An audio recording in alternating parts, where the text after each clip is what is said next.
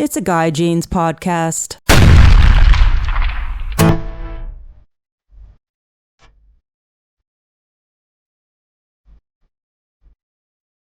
Hey, you guys, welcome to the podcast. My guest today is April Vokey. April is host of the super popular podcast, Anchor Outdoors with April Vokey. She's an accomplished fly fishing guide, TV personality, as well as a wife and a mom. She spends half the year in Australia and half the year in her home province of British Columbia. On this podcast, it's super cool. We talk about her early childhood and fishing, becoming a fishing guide, and her love of steelhead and fishing for them. We also talk about her becoming a fly casting instructor, and she gives great advice to aspiring fly casting instructors and up-and-coming fly fishing guides. This is a good one, guys. So sit back and enjoy my conversation with April Vokey.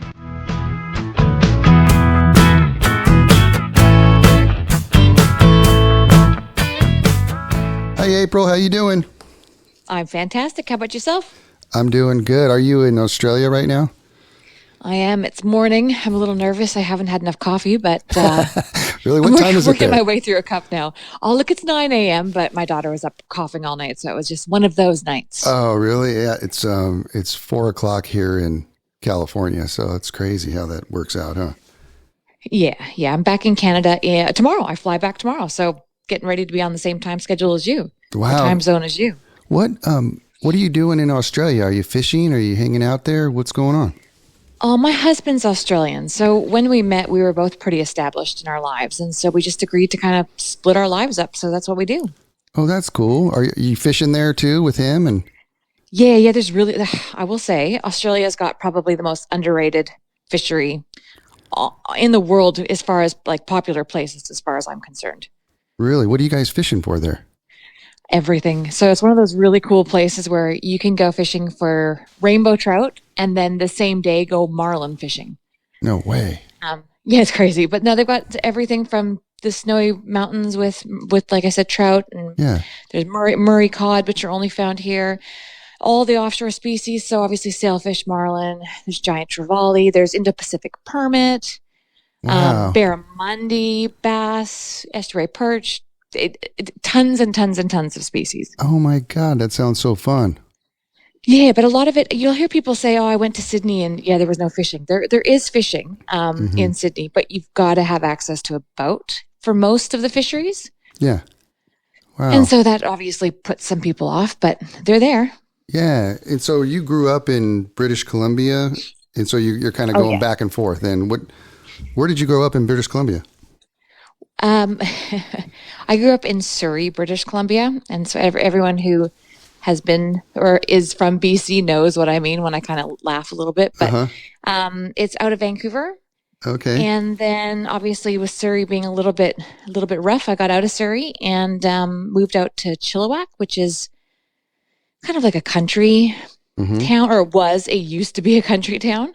And fishing is great there for salmon and steelhead. And then from there, just kind of kept migrating north, and now I'm up near Smithers on the Bulkley River. When you say rough, what do you mean by that? Oh, look, Surrey has a bit of a reputation. Oh, does it? Okay. Yeah. All right. I'm with you. Okay, got it. Yeah, but I will say Surrey was the perfect launch pad for my career because I grew up with a pretty rough crowd, and I had seen a lot of stuff, and it was back in the day. I mean, this is before the internet, so people a lot of the times weren't held accountable. No one had camera phones or anything. So it was kind of the Wild West, especially with young men. And so then to go into the fly fishing industry, I felt like I had my armor on. I was ready for anything that was thrown my way. So it wasn't a bad thing. Huh. That's cool. What is it about the fly fishing thing when you were young? How did you get into that? I mean, you're growing up there in Surrey, and then all of a sudden you just got a fly rod, or your parents gave you a fly rod, and you started to get into it? No, God, no. No. So look, we fished. Like my dad and we would go on, the typical family camping trip. My parents admittedly, they spent a lot of time with us outside. Sorry if I'm getting my steps in while I'm talking to you. So I sound Cool. like I'm Out of running a breath. marathon. But yeah, so we spent a lot of time out in the wild and on the rivers. And we would go camping in the summer, and Dad and I would troll worms, and I just loved hanging out with Dad. It's a pretty typical story. Loved hanging out with Dad. I loved gutting fish and seeing what the fish had been eating. Mm-hmm. And then Mom and Dad took me to the Chilliwack River one day, and it was a salmon migration, and I saw this big, beautiful, dead Chinook salmon. It hadn't rotted out. It was still fresh. It must have bumped its head or had some sort of injury while being released. I don't know, but it was shiny and still had its scales, and I was in awe. And Mom and Dad explained that they had to get across the river, and the river was only like 30 feet wide where we were. And obviously, as a young kid, I'm going, well, I can access it. If the river is only from here to there, maybe I can catch a fish like that. And so that was kind of how it all started. And from there, it was mostly salmon fishing that took over in my life, not fly fishing. So went out with a spinning rod, blew the gears on the spinning rod right away. I'm going to sit down so that I don't make myself totally out of breath here. This is the thing about turning 40. It's just like, I've got to get everything. I got to stay in shape. Get in there, yeah. But yeah, no, so I just loved fishing and spin fishing. And then eventually when I blew out, sorry, the cockatoos are behind me and they're cool. They like to be interviewed. So yeah, I blew out the spinning rod and needed to buy a bait caster and couldn't believe how expensive bait casters were. So I spent a lot of time just working, trying to pay for my first bait caster. And then from there, it kind of just evolved. You know, I then got into centerpin fishing and I loved that. Sorry. Oh, no worries. And, and then one day I was just it had been a few years of fishing. Oh, and I'm leaving out a pivotal part of the story. I had, in that first year or two, I had met a man on the river named Dave. And Dave was older. And I mean, he probably was 60 then. And I was in my teens. And he asked he said, you know, I see you all the time and it can be dangerous for a young woman. And I'm rolling my eyes thinking, yeah. Mm-hmm. I'm going to trust you. And one day I did. I actually thought, you know what? He's not wrong. Maybe I should fish with this guy. And he used to own a tackle shop and he knew what he was talking about. And anyway, so Mom and Dad followed me out the first time I fished with him. And they kind of spied on us from across the river. And they really liked Dave. And so Dave became my first fishing buddy. And then I had on one of my solo trips seen these guys fly fishing on the lower Chilliwack River, the Vedder River, and was just in love. I couldn't believe what I was seeing. It was so just beautiful. And I told Dave about it. And Dave was like, well, I've got this old Shakespeare fly rod from when I had the shop. Would you like it? And obviously I did. And so he gave me that and some VHS tapes on casting. I didn't have a reel yet, so I had to go get my own reel. And then from there, the rest just kind of took over and I became a fly fisher. Isn't it cool, the folks that, like, you know, it seems like people get into, you know, whatever genre, sport or whatever it is, you know, it's usually some mentor like that like gives somebody a fly rod, you know, like that same thing happened to me, you know, when I was a little kid and some guy just said, hey, do you want a fly rod? I'm like, yeah. And then it grows and they don't understand that we turn into monsters. Yeah, no, seriously. And he was just so supportive all the way through, you know, and yeah, I don't think Dave fishes that much now. And we did kind of lose contact, you know, years go by and everyone gets busy. But it's just all it takes is one person and showing a little bit of faith in you too, right? Because there were a lot of nasty people on the river. That was one of the reasons why I wanted to fish with Dave. Yeah. When he said, you know, you're out here all the time, it was at the point where I was starting to think maybe it would be safer to have a fishing buddy. And it just was so cool to be able to share the experience. And he's also who got me into steelhead fishing. So we were sitting there one day and we were drinking out of our Stanley thermoses for coho at the time. And I was getting really depressed. I wasn't feeling right and I couldn't put my finger on it. And he was like a fatherly figure. So I'm trying to explain to him how I'm feeling. And he said, well, it's because the season's dying down. Because I didn't want it to end. Yeah. Right? Oh yeah. And he said, it doesn't have to end. I said, what do you mean it doesn't have to end? It's November. He said, steelhead. What are you talking? What's the steelhead? And then he told me all about the steelhead and how they start entering when the salmon are gone. And he said, although he didn't do it, it was too cold, just a little bit too much for him. And, you know, he was a harvestable. He liked to harvest his fish and you could keep a hatchery fish, but it was a lot of work. That was it. He put me onto steelhead and I was literally never the same again. And from there started discovering the Thompson and all these other amazing fisheries. And yeah, the whole evolution just it was just a natural progression, I guess. So what rivers are there that you were fishing in your little area? Yeah, so at the time, so that was the Chilliwack, the Stamp. There were some rivers on the island that I had gone over to do. Pretty big There was area, a bunch huh? of near Vancouver. Yeah, Squamish. There were a bunch Okay. of kind of rivers there. And then there was the Thompson. So I don't know. You obviously being in California Yeah. probably know that there's two different, well, three steelhead, but typically you've got a winter and a summer run steelhead. Sure. And so the winter run fish is how I kind of got my introduction to steelhead. But then I had heard about this summer run fishery because around this time, all of this is happening at the same time that internet forums had just started. Not me getting into steelhead, but me getting into summer run steelhead. There was an internet post by somebody and they said the T. And I was so confused. And I had only discovered this forum because Dave had slowed down.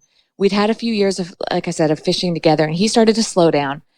And I was looking for a fishing buddy, and I couldn't find any. I wanted to fish with women. I've always kind of been a girl's girl. I love men, but I've always been a girl's girl, especially out in the bush. And so I was looking for other women to hang out with. And so I had heard about, I think it was like fishbc.com or something. And was trying to find a woman to go, a group of women to go fishing with, because there were no clubs at the time. Mm-hmm. And when I was going through all the posts, I saw this pretty argumentative post, which of course is quite interesting when you're young and new to all this stuff. And everyone's arguing about this river called the T. And what the hell's the T? And it was the Thompson. And it was still it was still quiet enough where nobody said it by its name, right? It's like, which should kind of date, I'm kind of dating this whole era. But so the Thompson was where I finally decided I was going to go for the big league. And so at that time I had, let's see, because when I met Dave, I was still I wasn't at the casino yet. So by the time that Dave had slowed down and I kind of, quote unquote, become a woman, I was probably, I would have been 20. Yeah, I was 20. I was at the casino. And so I was working at the casino from 8:30 till 4:30 in the morning, 8:30 at night to 4:30 a.m. So I was able to have the day to fish. And when you're 20, you don't sleep. You're like, Sure. all-nighters just fuel you. So I would drive to the Thompson and fish, and that was it for me. That was when I discovered two-handed rods, really big, wild steelhead, summer steel, summer fish. Even though it's a winter setting, they're still summer run fish. And that was and that was also when photos, I started to fish with some of my buddies from the hilltop. I ended up having a boyfriend at some point who fished and was able to get some decent photos. About the same time, digital cameras came around. So all of a sudden, you've got some pretty decent photos. It wasn't that long after. I think it was 2 years after kind of Facebook came out. And so then suddenly everything just, as far as a career, started to spread like wildfire. I'd already known at that point that I wanted to be a guide, but then everything kind of just happened overnight as far as getting into it professionally. So then you were doing all that stuff, and then you decided, hey, I'm going to be a guide. Is that how you got into guiding? Well, yeah. I'd known I wanted to guide since I was 18, right? I'd work at the Olive Garden. I'd be at the Olive Garden going, this is so stupid. I don't want to do this. And because remember, you have to, even though you're working nights, you've got to be there at 4:00. Yeah. If you're really lucky, you could get the 5:30 shift, but you're still, by the time that you drive from the river, you're leaving at 3:00. Yeah. So right. I didn't want to, and I knew that I should probably get a real career. I went back to school to be a biologist, and there's lots of little rabbit holes we could fall in here, but I knew from an early age that I wanted to work professionally in fishing. And the only way to do that, especially at the time, was to be a guide. And the only way to be a guide was you had to actually know what you were doing. And so you had to be out there really putting your time in and getting to know your fishery. Yeah. And you had to be taken seriously, and people had to know who you were. So it was this real mix of trying to become knowledgeable. I mean, that I spent, like I said, from 18 till 21 or 22. I feel like that's all I did. And then when I had the opportunity to market with the internet, I took the opportunity and never looked back. Do you remember your first guide trip? Well, yeah. So I started guiding for another operator at the time. I didn't have my own guide license. Couldn't afford it. Number of reasons, being quite young. And I had, I was working at a tackle shop just for discounts on gear. And I had run into a couple, you start talking about guiding with certain people at the shop, and I'd wanted to guide for kind of this bigwig operator, and he did offer me a job. Now, at the time, it wasn't the sort of guiding I wanted to do. I wanted to guide for Steelhead. I'm not particularly, I'm not a huge fan of boats. I find them quite intimidating, to be honest. But and I wanted to just be on foot. But he offered me a guiding gig on the Fraser River for sturgeon and salmon, and so I took the opportunity. So my first few years was, just I was a guide on the Fraser and the Harrison River. Pretty lousy guide, to be honest. I wouldn't call myself the best sturgeon guide, but I was learning a lot, and I knew it was valuable. Sure. And I was learning a lot about what I liked about the business and what I didn't like. And so, before long, I broke off, and in 2007, I started Fly Gal and got my own guide license and went independent. So Fly Gal, is that like a bunch of gals, or just you, or what is that? What's Fly Gal? Well, Fly Gal, it's such a silly name looking back now. Like, it's one of those names where I love it and I'm proud of it, because in 2007, it really meant a lot to me, but I look back now and it sounds so ridiculous. But no, I didn't know what to call my company at the time. I was doing a number of little things on the side. I was doing some writing for some magazines, and I was the rep for Vossler, and for tax purposes and for write-offs and stuff, I needed to register a company. And my license plate on my truck was Fly Gal, and so I just called the business Fly Gal Ventures. Because I was working at the casino at that time, all the girls would be like, well, take us. And so we'd go out and have these amazing trips, and they really helped me to better understand how to be a guide on foot on the water without a boat. And so I just kind of kept the name. I was quite happy to mostly guide women, but before long, it was men and women. And Fly Gal, I guided Fly Gal for 10 years, and it was how it went. I remember the first time that my very first guide trip, I was like really nervous. Were you nervous like the very first time? Were you tripping out? Oh my God. Okay. So yes. And I'll tell you why. So the first, oh no, that's right. Okay. Yes. So it's 2007. And was it 2007 or 2008? I can't remember exactly. Hang on. Let me get my timeline here. Okay. I don't know if that was my first, I can't remember if this was my first or my second year. In doing the timing, I think it would have to have been my second year of guiding. No, it was my first, because that's right. So I started Fly Gal 2007, and it was not guiding as such. Fly Gal was registered, but it was just for, like I said, for being the rep and everything else. It wasn't for guiding. So I started guiding for a different operation a little bit late. I think it was 2008 I started guiding for them. Anyway, I'd have to put it all together. I got in a car accident, and it was right before I was supposed to go on this guiding trip. Oh, man. Was I guiding then? Shit, I'm trying to think if I was guiding in 2008. Anyway, in 2008, I had a really bad car accident, and I ended up in my truck. Is that right? I'm trying to do the math, because I've had two different situations. I had one where my truck was totaled in a car accident, and two where I bought a lemon. This truck it had been smuggled in from America, and the frame was bent, and this, that, and the other thing. Anyway, here's what I do remember about one of my first real moments of oh shit. So I am guiding for this bigwig operator. I'm no longer just doing little piddly walk-and away trips as a test. I'm officially in a jet boat, and it is like my full season. I've got 60 days booked in a row. I am going to go hard this season. I don't have a truck. I can't remember, like I said, if it was the accident or the bent frame in the other truck. All my years are muddled. But I didn't have a truck, and the guy at Craftsman Collision, the local Craftsman Collision, gave me his personal vehicle to use for the season, which was one of those Hummers.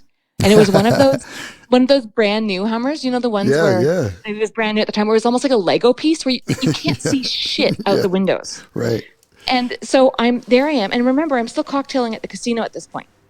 And so I've got long blonde hair, and this would have been before the car accident. That's right. This would have all been way before the car accident. It's all kind of coming back to me now. This would have been the lemon vehicle, not the car accident vehicle.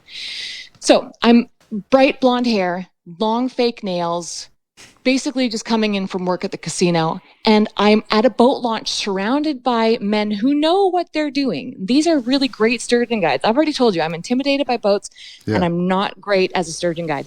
And now this blonde-haired Barbie is in a brand new Hummer with this beautiful jet boat, and everybody is watching me, and I am like, I have no clue what I'm doing, backing up. And I mean, I was able to make it work, but it was absolutely terrifying. And it was one of those moments where you just wish that you weren't flashy at all. You just don't want anyone to look at you at the boat launch. I can't remember my first day of guiding, but I do remember that first scenario of all eyes on me and me really wishing to God that I just was in like an old, ranger with brown hair. Could you back up the boat? Or was it pretty hard? Were you having a hard time? Yeah. No. I was able. I had put in enough time beforehand. I knew going in, and to be fair, even though my boss was a total dickhead, but he, to be fair, was also prepared and I'd had the boat, the previous season, and I'd been out there and I'd been practicing and getting better at it and trying to learn how to operate it. So it was definitely. I think it was still smooth enough. I didn't do anything too stupid, but I just remember being really, really nervous. Hey, so describe to me what it's like to catch a steelhead in British Columbia. What's it like for you? Oh, that's a loaded question. On a bait caster, on a fly? On a fly. Yeah. It depends where you're at. My first steelhead on a fly was on the lower Vetter in the canal down there, and it was amazing. I was satisfied and proud of myself and in awe, but it was nothing compared to my first steelhead on a fly on the Thompson. Those fish are just a whole different beast. Look, it just depends where you're at. There are fish, and then there are fish, right? Yeah. So they're big too, right? The ones in the Thompson. Have you not caught a steelhead yet? No, I've caught steelhead down here, but I haven't been up in British Columbia. That's why I'm curious. Yeah. Yeah. Look, they're those hot summer fish. Yeah. In those big rivers, because you need to also look at the river itself and the gradient on the rivers. If it's a river where there's a lot of waterfalls involved or a lot of steep gradient, then those fish are built different. Yeah. And the tail on a Thompson fish, I mean, I've got really big hands for a woman, and I almost can't get my hand wrapped around a tail on we call them square tailers. They're just a whole different breed of animal. So when you guys are fishing for them, are you doing like the cast and swing kind of a technique where you're casting, then you take a step and kind of do it that way? Yeah, technically. Yeah. Look, it depends. I think a true angler, does more than just casts and swings, but that's probably how it would look maybe on the bank. But a lot of, dump a little bit here, high stick a little bit there, walk it through here. And are you guys using using two-handed rods mostly when you're up there? Or? Yeah. I'm gonna experiment with that though this year, and I think go back to a little bit of single hand stuff. I think the more time that I've spent in the Southern Hemisphere fishing for very technical fish, like in Tasmania and New Zealand, the fish are extremely technical. I've really come to appreciate just how, not necessarily spooky they are, but just, I guess how spooky they are, and also how close they are to the bank. And I think that a lot of us enjoy casting so much, myself included, that we tend to spend our time focusing on casting as far as we can, but not necessarily as efficiently as we can. So, and I obviously that's something I take into consideration every year, but I think this year I'm going to really go to an extreme and fish like 20 feet in front of myself and just see what happens.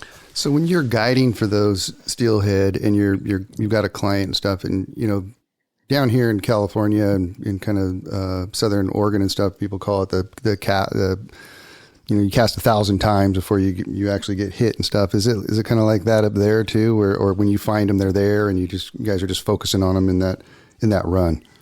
Yeah, I definitely don't think they're a fish of 1,000 casts. Yeah. I mean, that was what appealed to me about them. But when they're there, they're very aggressive. I mean, sorry, I'm just going to ignore a call here.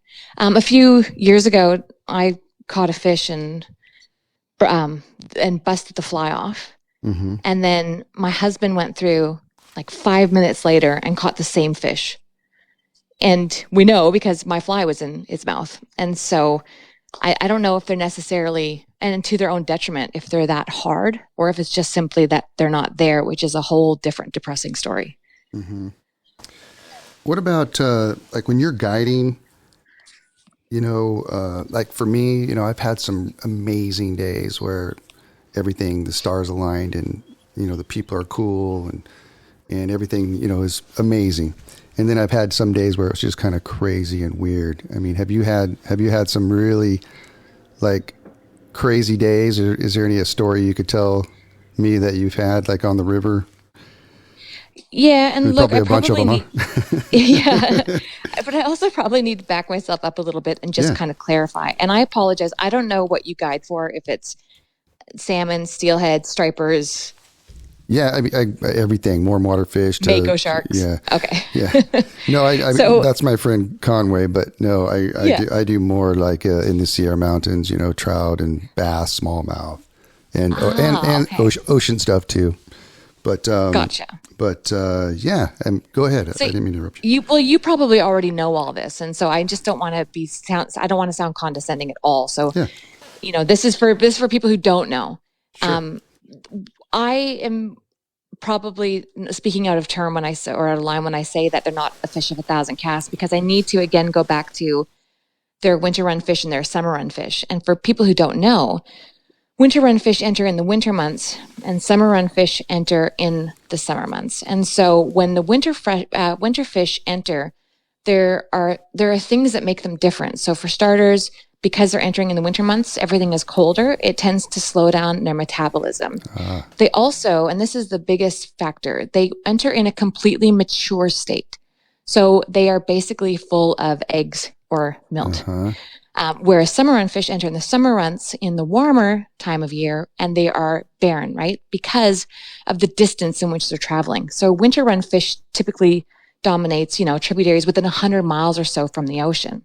Whereas a summer run fish can go, 8 times that. So we're looking at an entirely different scenario with winter run fish. These fish basically enter, let's just say pregnant for, to paint a picture, cold and tired. And we put them, they're still fresh. And by all means, I'm not against fishing for them, but they're holding in different water. They're typically holding in water that's slow, sluggish, something where they don't really need to move a lot. And so in that situation, when you're trying to get through, especially into a lot of these systems that are 100 miles from the ocean, it could be big water, it could be froggy, it could be, it could be busy, any number of scenarios with these fish. And so you typically have got to fish big, heavy sink tips to get down to them, maybe flies that undulate and move and have a lot of action in slow water. So that could be bunny rabbit or marabou or something that tends to hold a lot of water that could be heavy and maybe not necessarily fun to cast. So, and I've seen these fish, you can put a fly past their nose 20 times. They're not interested. So winter run fish can, yes, especially before we have all the fun things that we have now, like Skagit lines and dumbbell eyes. I mean, we've always had dumbbell eyes, but back, even when I first started fishing for steelhead, it wasn't like it is now. And they were a fish of 1,000 casts. Yeah. Summer run fish are just way more aggressive. So that's kind of my little rabbit hole of, yes, they are tricky, but not always tricky, if that makes sense. Yeah. So going back to the best guide day to the worst guide day, what do you think? Well, look, my best guide days were really blessed.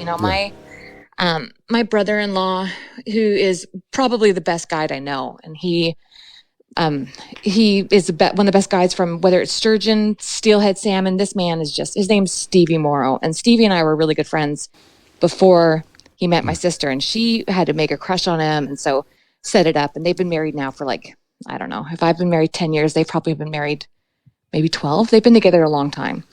And Stevie and my sister were working at this lodge on the Dean. And that's right, Bob Clay, the rod builder, was the other guide, but Bob wanted to slow down. And so they were looking for another guide to come in. And so at the time I came in just as a consultant to see, what I could do to maybe help with the lodge, because it was kind of outdated and, they didn't get a lot of promotion. And I flew into the Dean and just fell in love with this place. It was one of those, you'll know this, those trips where you fly in or you go to, and then you leave and you feel empty or almost like a sense of mourning. Something's not right. You have to get back. Sure. Absolutely.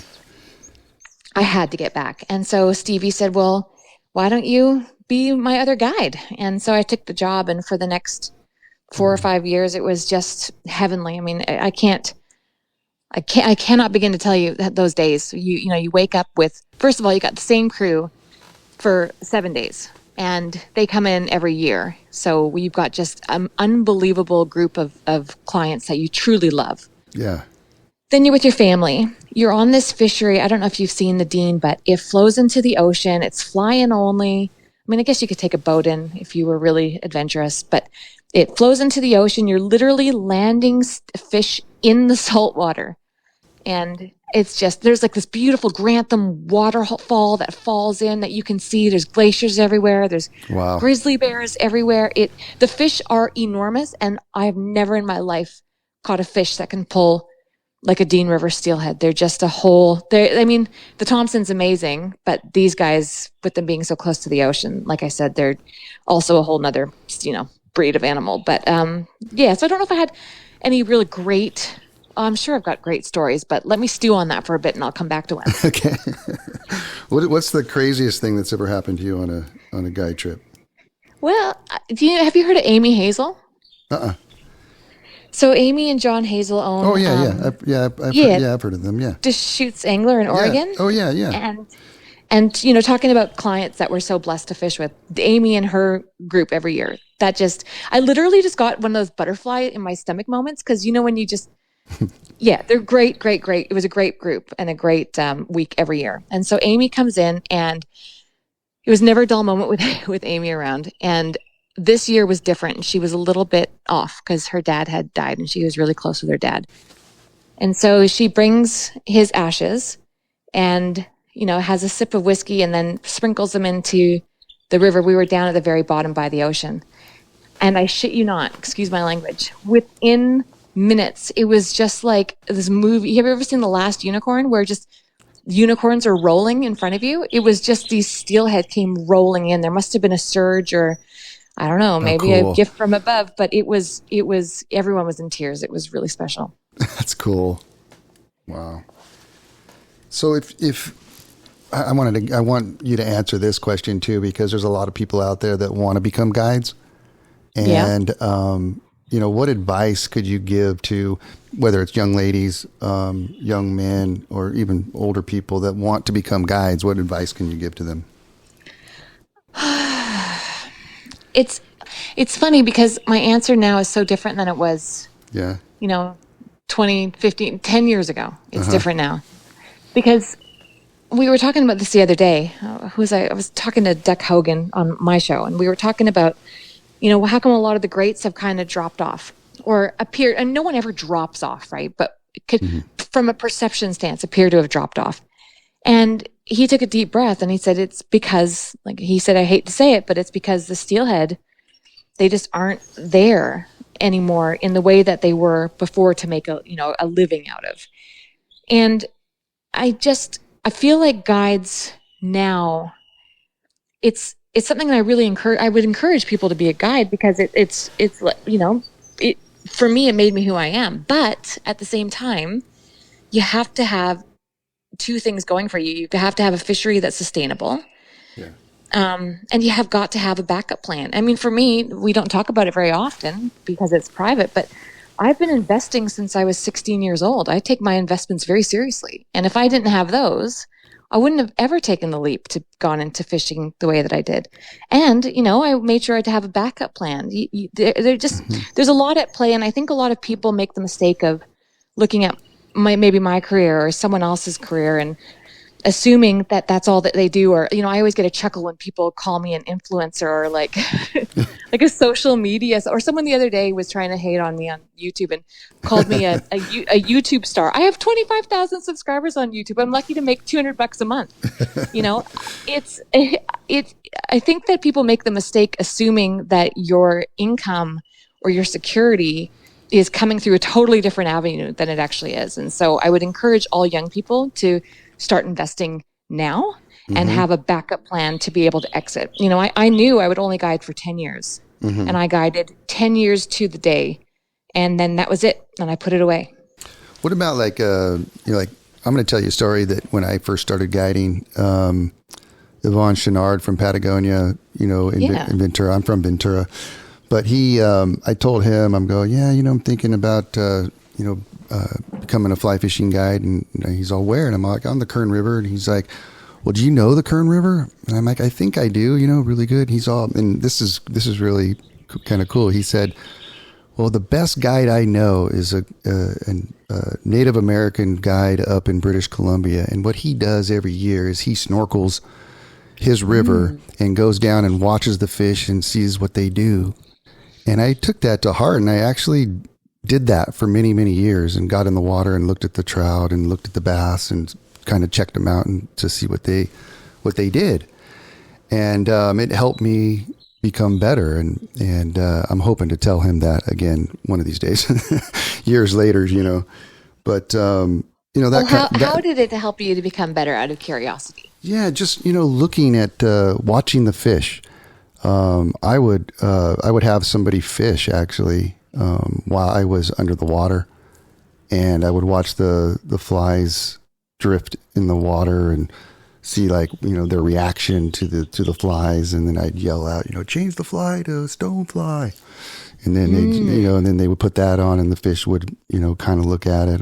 Change it to a midge. I'd be yelling, change it to this or whatever. And I'd be underneath watching them until they finally ate it, or one came out of nowhere and ate it, or let's try streamers. And they put a streamer on, and strip it through there and, get reactions that way. And I'd watch the insects under the rocks and, that sort of thing. So, observation. And it's so funny because it's something that I noticed is regularly lacking on the river. Excuse me here. Yeah. Excuse me. Is everyone's always, and like myself, I said with my casting, everyone's in such a hurry to get fly to the water that a lot of people don't take the time just to see what's happening first. Yeah. Yeah. That brings me to casting. Perfect. So you're a certified casting instructor with the Federation. I am too. And nice. And I wanted to ask you, what advice, because I have a lot of folks that are, practicing and wanting to become a casting instructor. And so what advice could you give them as they're trying to do, get their casting certification? Yes. Go into it expecting to fail. For sure. Go in, fail, and be okay with it. That's okay. Yes. And then you've got the experience, and then you'll know what you need to fine tune next time. Mm-hmm. Yeah, absolutely. I can't tell you how much I practiced, it's crazy how much practice you do, just to get that certification and be able to do all the things. What was the most difficult cast for you, or different teaching task for you? Can you remember? Explaining and understanding the physics. And to be fair, I probably shouldn't have passed my, the year that I did. I did, and because technically I could, but looking back now at what I know now and my understanding of the physics and even my casting stroke today, it's just vastly different. Yeah. Let me think. What the hardest part for me was being able to be concise enough with my words. Because you can tell even all these years later talking to me, I get very excited. I speak very fast, very enthusiastic. I jumble, I kind of bounce around. And when you're explaining casting to a beginner, which is why you're getting your certification, all it takes is for you to glance in the other direction to throw them off. So you need to be able to explain what it is that they're looking for in chunks, and be the Ernest Hemingway of teaching, where you choose just the right words for the moment, and then choose your words. I'm even doing it now. I'm over talking. Choose the right amount of words in the moment, full stop. Yeah. If someone wanted to go fishing in, where you're from, how good of a caster do they have to be? Oh, well, now with Skagit lines, the monkey can cast. I feel like That's a good. I'm serious. I feel like my 6-year-old daughter, who is not a monkey, by the way, but she acts like one, but she could roll a Skagit line out and make it happen. Yeah. Look, I don't think that it's that hard as such. I feel like maybe getting to the spots might be hard in certain rivers. Okay. Right? But that's all fixable with a little raft and some adventure. Yeah. What about when you go saltwater fishing? How good of a caster do you have to be? Yeah, that's a different story. Okay.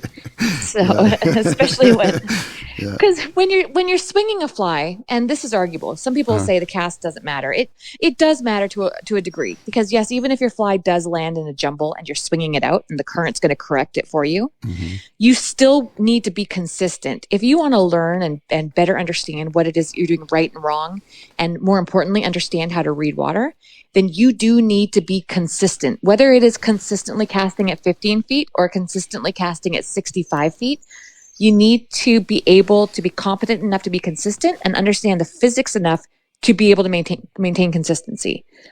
So it does matter in some ways. With saltwater fishing, and even, let's say, trout fishing where you're sight fishing, your casting is everything, because you have one shot. And you have one shot oftentimes in seconds. And you could be mid-cast, as you know, that a wind gust will come through, and you need to figure out in that moment, what am I going to do to adjust this so that it lands where I need it to in the way that I need it to land. So yeah, it matters. It does matter. You've literally, from when I've done my research on you, you've literally fly fished all over the world, right? Yeah, at this point. Yeah. And so what fish do you think is the most difficult? Ooh, permit still get me. Yep. Mm-hmm. As far, because look, I could say things like milkfish and stuff, but as far as a feeding fish that really makes me work for them at this point, I'd say for me personally, and it's different for everybody, for me, it'd be the permit. Yeah. I went to Ixtlac, Mexico, and I fished for one, got one, but the rest of the week I didn't. Right. I had a couple shots, but oh my God, that's a blast. I love that kind of fishing. Yeah. They just think about those big eyes, and they and you can't make any mistakes. Yeah. So what if you're fishing in that kind of a situation, for the listeners, what kind of cast do you have to do for that? I mean, what would you recommend that they know if they were to go on a trip to go fishing for saltwater species like that? Like, what cast is essential? Oh my God, that's a loaded question. Are we fishing are we on a flat? Let's say permit or bonefish. On a flat, bright day. Are you in a boat? Are you on foot? Also it's just keeping in mind all the different scenarios. Yeah. I would say that every angler needs to be able to understand how to work with the wind, probably is a big one for me. Yep. And this is all stuff I've had to learn the hard way, and probably have looked like a bit of an ass trying to figure out over the years, especially with a larger, heavier fly. Is your leader really long? Are they really spooky fish? Is your leader long? Do you need to know how to be able to present a longer leader, heavier fly? So my advice to every angler, something that I think could probably go, I think this is probably pretty universal, would be to understand the Belgian cast, or like a circle cast, or something where you can be able to kind of keep constant tension and get your fly through the wind, or be able to cast a really big fly. Yeah, for sure. So let's talk about your podcast. Sure. Real quick. I'm a fan. And I feel awful that I'm talking about me the whole time. Do you know how awkward this is for me? I want to be like, as an interviewer, I really want to ask you a bunch of questions, and I'm feeling it's exciting to talk about myself, but at the same time, it's very strange. Yeah. Well, and I'm one of those people where I will hang up with you and be like, why did I say that? Oh, I'm an idiot. Good. You sound like... No, it's all good. I'm when I'm looking at videos of you and, researching you, I'm just like writing all these questions down that I would, that I think that people would want to know, and coming from you, and especially the lady listeners out there, for sure. It's really cool. So your podcast, I'm a fan. I'm looking at all the episodes. I think you have like 228 episodes. Your last one was with Dick Hogan. Mm-hmm. Is that right? Yep. And the amount of information is mind-boggling on your podcast. All the people that you've talked to, isn't that cool? It is the most fulfilling thing. Yeah. And do you know what is my favorite part about it? And I was telling, because I haven't aired my last 2 episodes yet, but I've interviewed. So this week I interviewed Jake Jordan, and last week I interviewed Jack Dennis. And it's so cool. Interesting to hear all the timelines from people around the world and over the last century. Yeah. If somebody wanted to commit and listen to 228 episodes, you could see where the whole industry ties together. It's really cool. Yeah, absolutely, huh? For sure. It's a timeline, yeah. So what do you think, man? What do you think that makes your podcast so successful? I know it's your personality, of course, but what else? What else about it? Because I think you go into other stuff. Yeah, I don't think it's my personality. I think about this sometimes, and I think it's just. And this is something you do well, by the way. I think it's just listening. Yes. I think that it's hard today for a lot of people to just listen, and I know even myself, now being interviewed by someone who listens, it makes me want to keep talking because I'm not used to someone listening. Even my own husband, I'm like, I have to talk really fast to say what I want to say before he cuts me off. That's funny, yeah. We just live in this, or like my sister, I love her to bits, but she's one of those people who smiles and goes, the whole time. And you're like, are you actually listening? Or are you just saying, So I think that there's a skill nowadays where so many of us are we forget what it feels like to just have somebody listen. And so when someone does do that, they feel inclined to share. And I really do believe it's just that simple. It's not me. It's really not me. It's not my personality. It's none of that stuff. Yeah. I think I just genuinely listen. Yeah. I mean, you're really, from podcasts I've listened to, you're really interested too in what they have to say. And it makes it interesting for the listener for sure. I think that, being a guide, I've done a lot of listening, and it's like we become almost like therapists in a way. Totally, right? And so many times I've been on the stream and I've sat with my client and just talked, and whatever they wanted to get out, and we were just catch a fish and then sit on the bank and talk, and I think that that's why I listen so much, I guess. I don't know. But so yeah, let's talk about this really cool concept that you have on your website called masterclass. Whose idea was that, and how cool is that? What is that? Yeah. Tell people what that is. So basically with Anchored, it was obviously all audio. Yeah. And a lot of the times my guests would be explaining with their hands. Even just now, we are speaking about a cast, and I so desperately want to dive into a whole hour topic with you about the Belgian cast where I could demonstrate and explain physics. But I know that we're on audio. So I thought, well, everyone would like to see what they're talking about. Bob Clay was talking about building a bamboo rod and all the visuals that were missing. So when people would say, what about video or putting it on YouTube? I thought, okay, well, why don't we just take it one step further? Why don't we do full on classes? But they're a fortune. To make a masterclass costs thousands upon thousands of dollars. And so even if it's a small class, even if it's a 10 chapter class, a mini course, it still costs thousands of dollars for, to get it done properly. Yeah.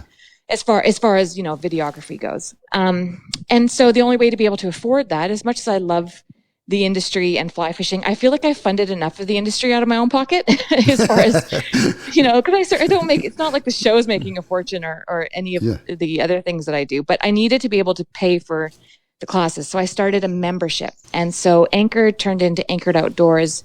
And now it's a membership it's a community of just I cannot say enough about our members. I mean, I say our because it's just me running it, but I feel like Anchored Outdoors is a whole community. Mm-hmm. It's not just one person. And so that's kind of where it's at now. It's a membership platform, and members pay an annual fee, and it opens up the doors to the classes, interactive events, very intimate one-on-one questions with all of our instructors, hosted trips, giveaways, content library, all the stuff that you would expect in a membership. And you got still water type classes on there, to casting classes. What else do you have on there? Yes, we were able to get Brian Chan, Phil Rowley, just flew back from Montana, did Kelly Gallup's streamer class, Bob Clay's bamboo class, got Stephen Drake to do our shed hunting class. That's awesome. Some of the, like things that are just kind of interesting. We've got, I'm confident to say, the best hide tanning of all things, like buckskin class on the internet for sure, hands down. I will guarantee it 100% if anyone wants to give it a try. With Natalie Bogwalker, some of the classes are a little random.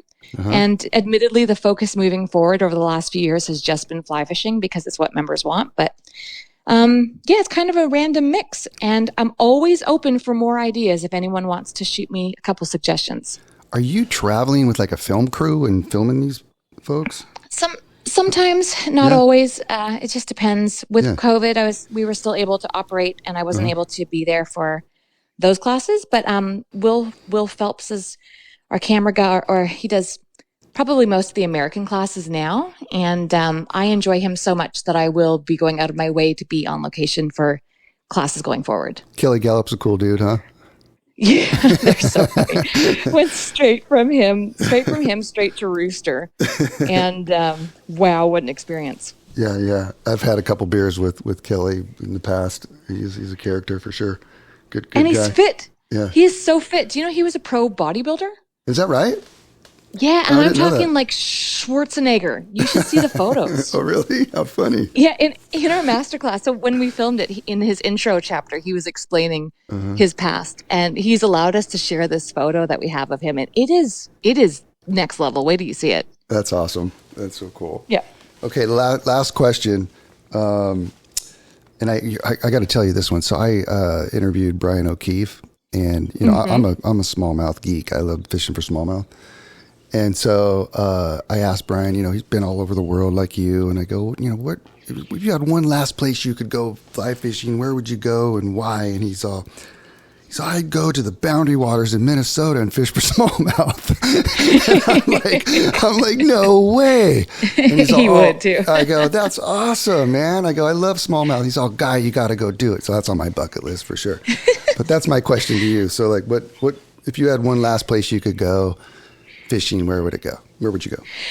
Well, am I going to die? Is that why it's well, you can't. Let's just say that you have one last place you can go, like one last meal, but like one last place you can go and experience and go back to or whatever. Where would you go? Yeah, the Dean. Okay. It just Colby was love of my life, my dog, and he and I kind of grew into what the beings we were going to be there. And so Colby, my sister, Stevie, the fish, the figuring myself out. That's where I figured out that I wanted to do the podcast. Just everything happened. I fell in love because when I met Charles in Norway, I had one spot left on the Dean. And so Charles, I was like, we should buy the spot. And so he did. And then he came into the Dean, and we just absolutely fell madly in love. And so everything apart from my daughter is there. So definitely the Dean, hands down. Lower Dean. The way you describe it, it sounds pretty magical. Like it really is. You got to go back. So I'm putting that on my list right there. Let me write that down. Yes, and so much so, in fact, that I'm saving it because we've got our 10-year anniversary, and we're like, well, where should we go? Should we go back to Norway? Should we do the Dean? And we really want to save the Dean and not even financially, but just from an experiential stance. We want to save it for the right year. So that is kind of where I'm planning to take my last trip, I guess. Awesome. So if listeners want to, check you out and what you have to offer, your website and socials, where would they go? Oh, well, hopefully you just come to me directly. I don't think I'm as busy as everyone thinks I am these days. Because everything is so automated. The membership is automated. It's been going for a few years now. Everyone who's wanted to really get to me has got to me. I would just email me directly at april@anchoredoutdoors.com. And then what's really cool, actually, I have not announced this yet, but it's exciting. So when I say we, Dika, my developer, and I, we are changing everything now so that the membership is free, not the classes. Like I said, I need to be able to, I need to pay for them and eat. But the master, I think what we're doing is you basically get the content library for free. You get access to me and most of our instructors. You get access to all of our interactive events. We've got 2 a month. Access to being, the host of trips if you want to come. We have a members only podcast. There are a ton of perks to being even a free member. And not only that, but the membership is set up with points. So you can get paid to be, every point is worth $1 US. And so you can literally get paid to be a free member on the site. Oh, that's cool. And then use it to buy classes or whatever you'd like. So we haven't set that up yet, but if you would like a free membership, just email me at april@anchoredoutdoors.com and I will set you up. So that's the website, anchoredoutdoors.com. Yes, sir. Okay. And then what about like your socials and stuff? Like if they want to see you on Instagram or anything? Oh yeah, those. Sorry. I started to really hate social media, and this is literally my first. But I'm back now. I feel like the last few months I finally have stepped back into it. I'm not overly stoked about it. Even I published my Montana vlog on YouTube the other day, like 4 days ago, and it went, I guess, viral for my channel because usually it doesn't. But like mini viral, but viral enough for me to be like, oh shit, this isn't good, because then you get all these idiots, right? And I'm reading the comments. There's like, what? Some guy last night was like, "You're no apostrophe, by the way. You're a poser," and I'm going, Are we still doing that, you guys? I'm over 40 now. Are we still doing this? So there's a love and hate relationship with social, but I am back and unbothered for the most part. And you can find me on Instagram at April Vokey or on Facebook at April Vokey. And the YouTube channel is actually really cool because I've now started posting the podcast and my vlogs and free chapters from masterclasses. So as much as I despise YouTube sometimes, it's a great way to find a lot of free content. Very cool. So cool. Well, April, thank you so much for sharing your knowledge on my podcast and being on my podcast. What a pleasure. What an honor. Oh, no. Thank you for having me and listening to me ramble 100 miles a minute. I love it. And I learned a lot, and that's what my podcast is all about. Love it. Well, stay in touch, and I'm sure that we will be in touch soon about maybe guest podcasting. Sounds great. Okay. Thanks so much, Guy. I'll talk to you later. All right. Bye-bye.